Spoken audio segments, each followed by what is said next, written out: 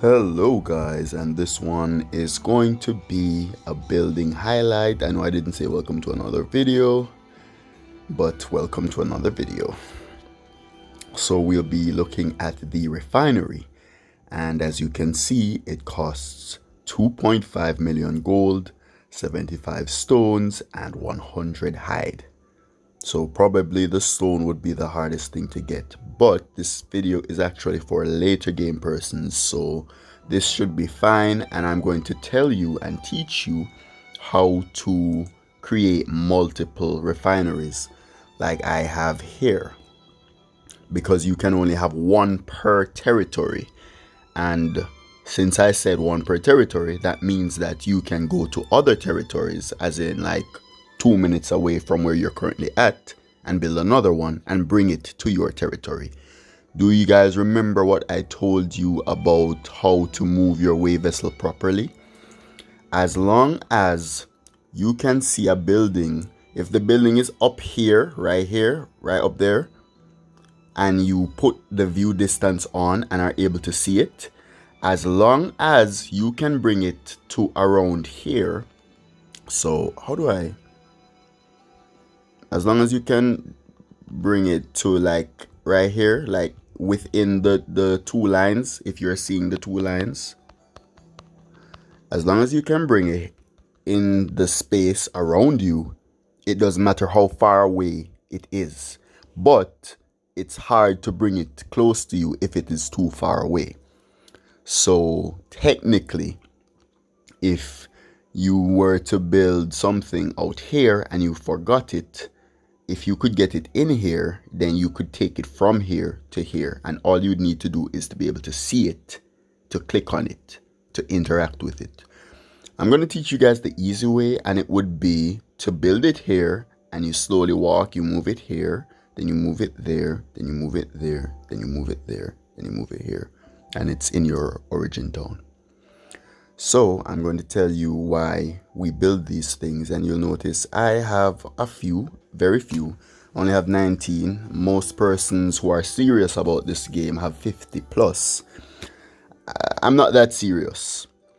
But what these things do is convert your material into random material.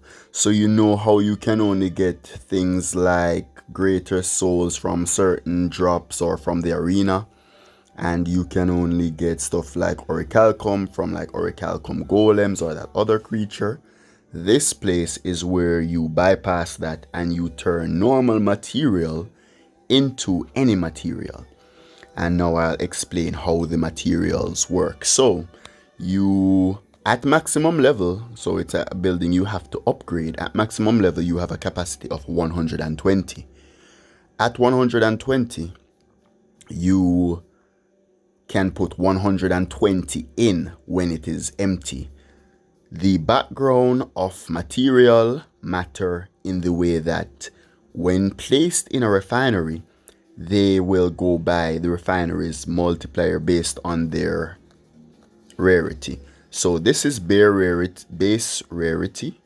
This is superior rarity. This is famed rarity, and this is legendary rarity. So for basic rarity with no background, you get a 0.3 multiplier on your resources. So if you put in 100 resources, you'll get back around 30 different material. This one has a 0.6. So 100 equals 60 material. This one has 0.9. So 100 equals 90 rare material, random material, not necessarily rare. And this one has 1.2. So this one will give you even more things than you've put in. But as you know, you have to farm the material. And I'll tell you my strategy for doing that.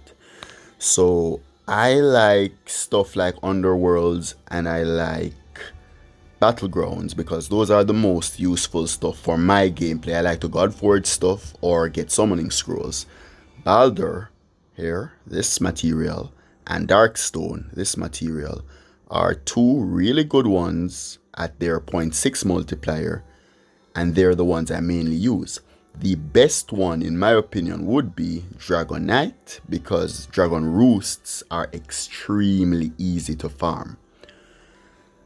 They aren't accessible because you know that dungeons rotate, so I try my best to just farm stuff I like rather than having to do too many different dungeons, because I need nothing else from dragon roosts outside of the material itself, so I don't think it's worth it for me to do it for that.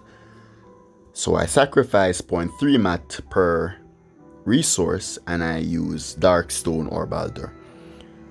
Ortonite is the best, as I said, but harder to farm, and most persons aren't as committed to farming it. I guess at the higher end they do, but myself, I'm not committed to farming it.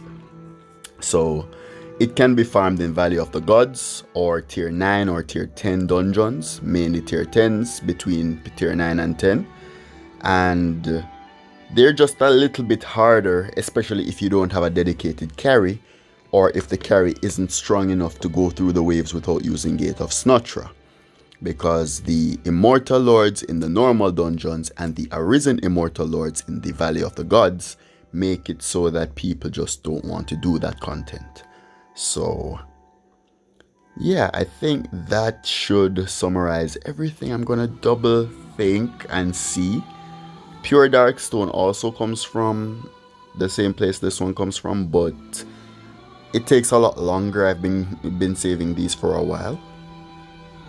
And I mainly do it for stuff like Cave Stone, which is really hard for me to get. Cursed Ortonite is a good one to get from it. I need Orichalcum from it, and so on and so forth. It is really a nice buffer, like it's a nice thing to see after a while, after you've been saving them. However, it's going to take a while. It's going to take long. It takes about 12 hours for it to finish the 120 that you put in. So maybe it does about 10 per hour. But beyond that, it is a really good additional resource to have, and I do want to build more for myself here.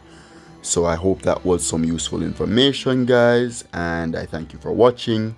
If you have any questions, anything I might have left out, you know the drill. Ask it in the comment sections, and enjoy your day.